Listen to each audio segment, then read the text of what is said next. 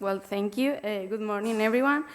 I'm Elisa, and I'm here today to talk about my master thesis on construction cost of bark in a Mediterranean pine species. First, why bark?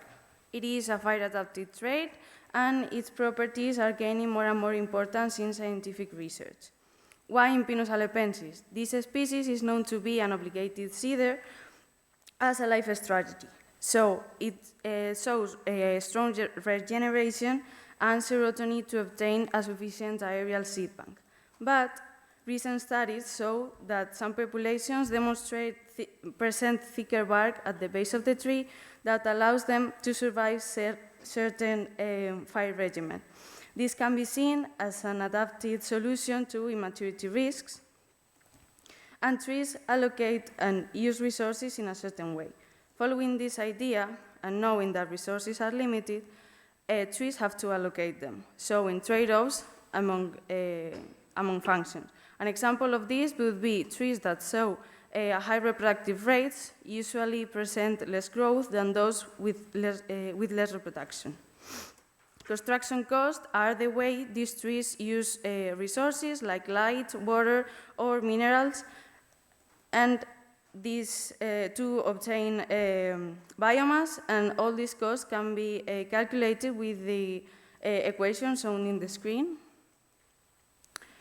So following this, the objective of my project is to determine the construction cost of bark versus wood in Pinus halepensis population to understand ecotypic patterns and phenotypic plasticity in bark thickness, and as well as resource allocations among population. We've used two types of samples of bark and wood, one at the breast height and at the base of the tree. Our samples come from a Pinus halepensis common garden experiment with representation from all the natural distribution of this species. And our lab work focuses on analyzing carbon concentration of wood and bark to be able to compare results after.